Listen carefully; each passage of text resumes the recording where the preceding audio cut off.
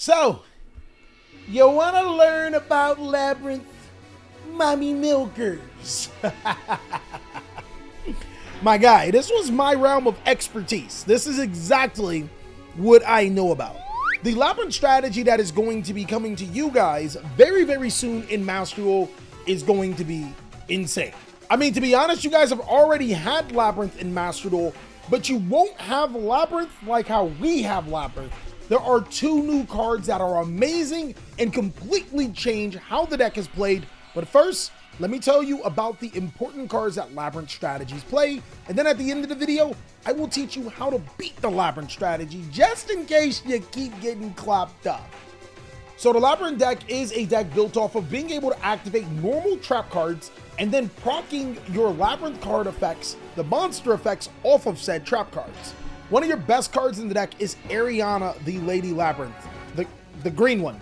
The Ariana, the Lady Labrynth allows you to be able to search any Labrynth card from your deck to your hand, but also if a monster is removed from the field with a normal trap effect, it allows you to be able to draw a card and then set it to your side of the field, which is crazy. Think of something like Mirror Force. When you use Mirror Force to destroy an opponent's monster, your Labrynth card effects will trigger. Now keep in mind, you can only use her search effect or her remove effect once per turn. You cannot gain both effects, unfortunately, but to be honest with you, it's really, really powerful. You're only going to use her summon effect when she's summoned, and then the draw effect when you're drawn. The old strategy was surrounded around using cards like Compulsory Evacuation Device and Dogmatic Punishment to be able to remove threats from your opponent's side of the field or return yours to trigger your Labrynth effects, because yes, these monster effects activate even when you remove your own cards from your side of the field. The boss monster of the deck was always Lovely Labrynth of the Silver Castle. This pretty girl is amazing.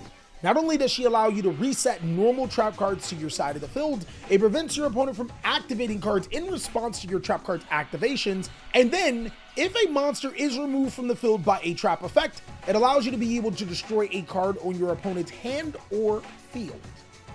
Now, Ariana is a card that you would typically play up to 3 copies inside of your deck. The Lovely Lady of the Silver Castle, you would typically play just 1 copy. That's it for the older important Labrynth Lady cards that you guys can play. Now allow me to talk to you guys about the furniture cards. If you incorporate this in your Labrynth deck, you are playing something called the IKEA version. Have you seen their heels? Oh my God, I'm so done here. Bro, I am trying to make this video as PG as possible. Now, the furniture cards actually have a ton of benefits. They allow you to be able to interact on your opponent's turn. When you remove a monster on the field by a trap effect, you get to trigger them to be able to gain advantage. Take, for example, Labrynth, Shane Dragolair, and Stovey Torby. Both of them allow you to discard or send them from the field to the graveyard, as well as another card in your hand to be able to set any Labrynth spell or trap card to your side of the field. But also, when a monster is removed from the field by a trap effect, you can add them to the hand or special summon themselves to the side of the field, respectively. These cards seem really, really bad at first, but how Labrynth works is it allows you to steamroll advantage, get traps to your side of the field on your opponent's turn, and keep on using these cards as resources to gain back into your hand to your side of the field and trigger their effects to search any Labrynth card without being Ash Blossom. I'm surprised there's no body pillow of Lovely Lady Labrynth body pillow. There's no body pillow. You're bad, bro. Did I ask? No. I am very surprised and somewhat disappointed. I bet you if I type in Trap Tricks body pillow, and the last furniture monster I want to talk to you about is actually extremely important, especially with the new Labrynth monster that's coming out. Labrynth Cuckoo Clock. I'm a hip old granny who could hip-hop, bebop, dance till you drop, and yo-yo make a wicked cup of cuckoo. Allows you to be able to discard it from the hand to be able to activate a trap card the turn it was set. It's pretty cool. This card is going to allow you to be able to trigger some of the most powerful effects. Cards like Dimensional Barrier for the branded strategy, Eradicator Epidemic Virus for the branded strategy. Hey, even Different Dimension Ground. That one's for tier element. Not only does the new monster allow you to be able to set it to your side of the field, you combine it with Labrynth Cuckoo Clock, you can practically activate it on the same turn, and this card can be returned to your hand when you activate a trap effect to discard or if you activate a Labrynth effect that discards cards from your hand. So before I break into the new cards, I just want to talk about the most important trap card and spell card for the deck. Welcome Labrynth is amazing. It allows you to special summon a Labrynth monster from your deck to your side of the field. The best thing about it is that on the turn that you didn't use the effect to special summon, if you remove an opponent's monster on the field with a normal trap effect, you can set it to your side of the field. That's really, really good. And it also gains a destruction effect when Labrynth is on your side of the field. Also, furthermore, when you activate a normal trap card to remove an opponent's monster with Labrynth on the field, you can special summon any Fiend monster from your hand or graveyard. Non-targeting, it's huge. Immediately off the top of my mind, End of Anubis.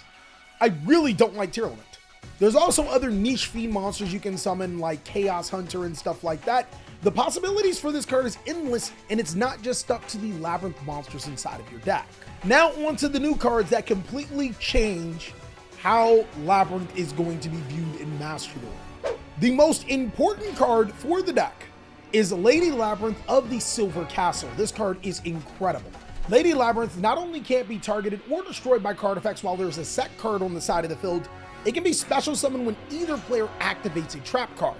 Furthermore, when any normal trap card is activated, she can trigger her effect to set any normal trap card from your deck to your side of the field.